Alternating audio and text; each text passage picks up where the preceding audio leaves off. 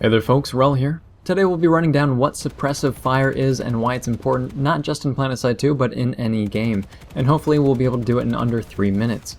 Suppressive Fire, to quote Wikipedia, is fire that degrades the performance of an enemy force below the level needed to fulfill their mission, and Suppression is usually only effective for the duration of the fire.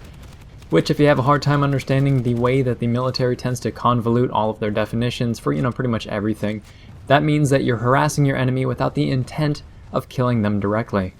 Suppressive fire is most commonly thought of as either covering fire or area denial, and how this works in PlanetSide 2 is that if you're hosing down a doorway with a high-capacity machine gun, enemies are going to see the bullets coming through the door and they're going to think to themselves one of three things. They'll say either, well, I probably shouldn't go that way because I'm going to die. Or they'll say, I need to charge in there as quickly as possible so I can take the least amount of damage. Or they'll just sit behind cover and think to themselves, wow, I really wish they'd stop shooting at me. So by suppressing an area, you're forcing your enemy's hand, forcing them to make one of three decisions. You force them to go find another entrance or just go away, so you're otherwise routing them. You encourage them to run through a hail of bullets where they're going to get mowed down, so you're tempting them into a kill zone, or you make them sit tight where they are, maybe trading shots back and forth, so you deny them. Generally speaking, the weapon you want for suppressive fire is a high capacity, moderate rate of fire, and preferably area of effect damage weapon.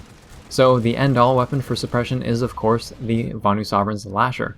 High capacity LMGs are the next runner-up, but the MCG is actually less effective as a suppression tool because it can only hold out for 15 seconds tops before having to reload, at least without degrading its performance, and what you really want is longevity over kill potential. But suppressive fire isn't limited to infantry weapons. Tossing smoke grenades does it, rocket pods do it, base AoE turrets do it, basically any weapon that forces the enemy to make one of those three decisions. As far as positioning and deploying your own suppressive fire goes, suppression works best when you have a range advantage over your opponent so that they can't return fire and kill you. You have at least partial cover, you have allies creating a kill zone behind the area that you're suppressing, and you're firing into a confined area that the enemy needs to breach. But that's all I've got to say, nice and quick, for the Clash of the Commentators competition, which you probably noticed in the intro. If this video has been interesting, helpful, or entertaining, please feel free to like, subscribe, and tell your friends about the channel. And if you have some awesome footage of you setting up a field of suppressive fire, please feel free to post a video response below. Thanks very much, folks. We're all signing off.